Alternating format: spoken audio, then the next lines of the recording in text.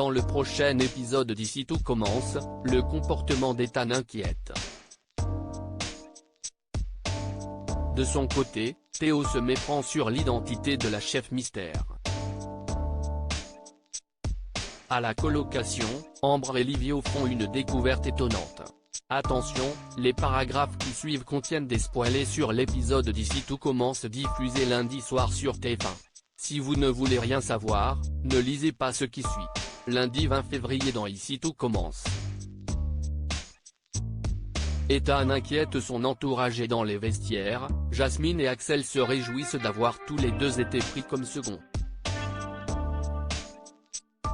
Ethan, lui, la mauvaise et ne manque pas de le faire savoir à son ami, en affirmant que son propre dessert était techniquement mieux réussi. Pour être fixé, Axel lui propose de refaire chacun leur dessert et de les goûter mutuellement pour se donner un avis sincère. Les deux amis cuisinent donc ensemble au studio.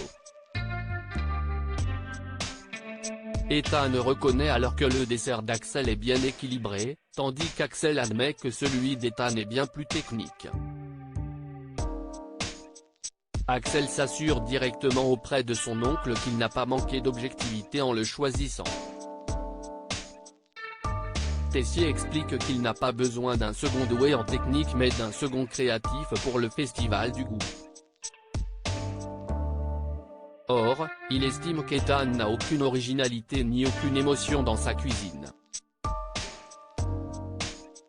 Ethan est profondément blessé par ces remarques.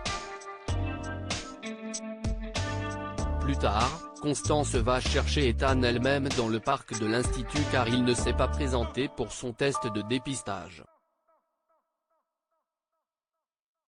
Le jeune homme avoue l'avoir oublié, puis prétend qu'il n'a pas le temps de le faire dans la journée. Il se montre même agressif en déclarant que Tessier n'en a plus rien à faire de lui et de ses problèmes de drogue. En cours, Ethan ressasse les mots durs de Tessier et ne cesse de se rabaisser, souffrant vraiment du manque d'estime du directeur de l'Institut envers lui. Au même moment, la chef Armand l'interroge sur l'assiette qu'il est en train de préparer et souligne son manque d'originalité.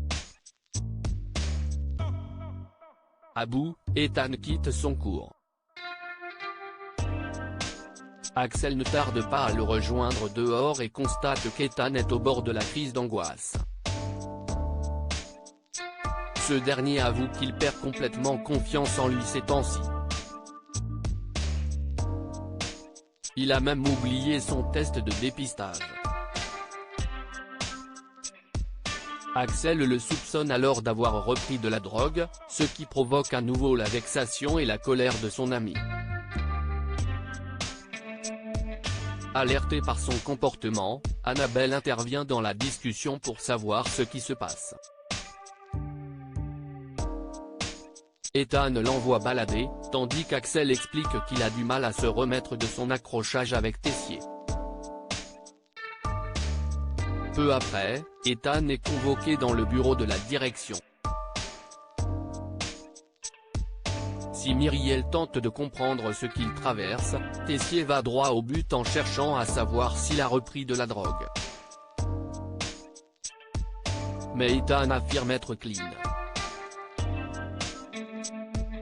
Il ose dire que son comportement est dû à la pression et au manque d'égard de Tessier. Ce dernier explique qu'il voulait simplement le secouer pour qu'il retrouve la niaque de ses débuts à l'Institut. Il encourage ensuite Ethan à continuer ses tests de dépistage car il sait qu'il a la force de s'en sortir et que ce sera bénéfique à long terme. Touché par l'attitude de Tessier, Ethan rejoint Axel et Solal au foyer des élèves en étant bien plus apaisé. Dans la soirée, Ethan surprend une conversation entre Tessier et sa mère à l'Economa. Tessier déclare vouloir protéger Ethan d'Annabelle. Celle-ci rétorque qu'elle n'a jamais eu besoin d'Emmanuel à l'époque où Ethan est né et que c'est toujours le cas aujourd'hui. Ambre et Livio font une découverte à la coloc. Gaëtan et Salomé se réveillent côte à côte après avoir passé la nuit ensemble.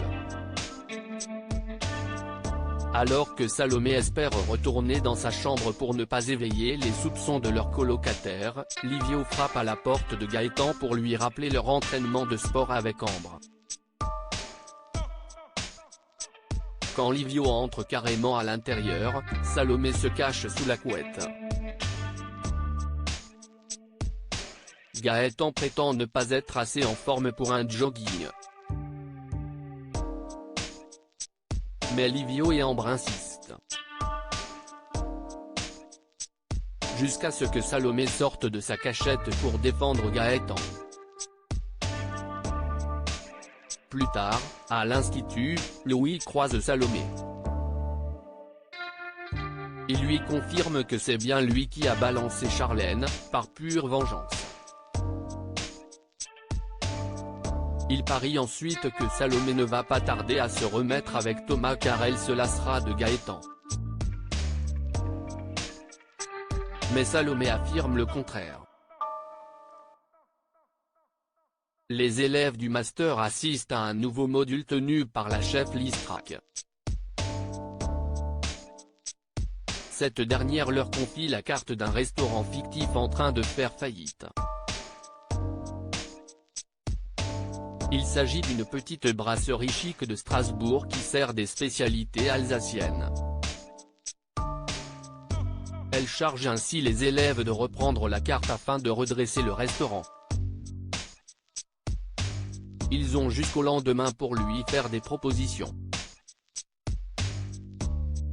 Après les cours, Salomé a rendez-vous avec Gaëtan au Marais Salants. Celui-ci l'emmène sur un très beau point de vue, parfait pour observer le coucher de soleil. Salomé est conquise. Alors que le couple profite d'un moment romantique et sont sur le point de s'embrasser, ils sont respectivement interrompus par les messages de Livio et Ambre qui les observent de loin et leur suggèrent de passer à l'action. Théo se méprend sur la chef mystère dans les cuisines du double A. Théo prépare un nouveau repas pour répondre à la lunchbox de la Saint-Valentin. Judy goûte pour lui donner son avis.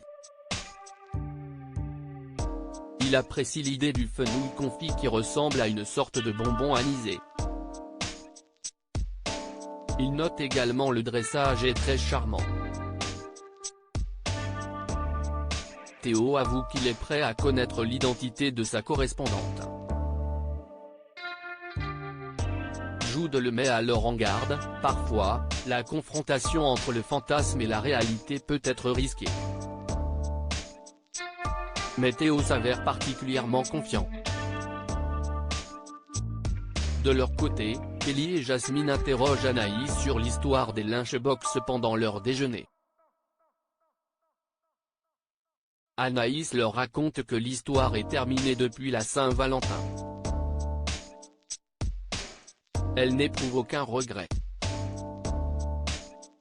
Même si le concept l'a amusée, elle ne voulait surtout pas qu'il glisse vers une quelconque forme de drague, surtout en l'absence de Lisandro.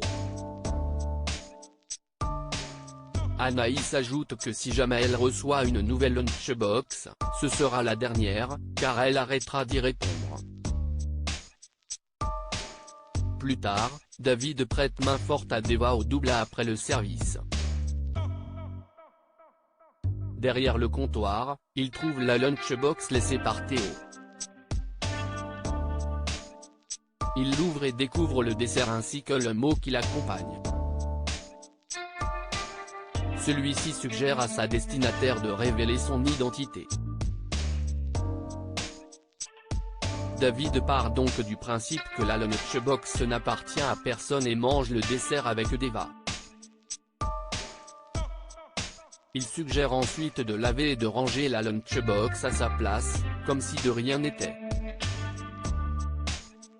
Alors qu'il s'apprête à traverser la salle du double A, Jude aperçoit ainsi Deva remettre la lunchbox à sa place.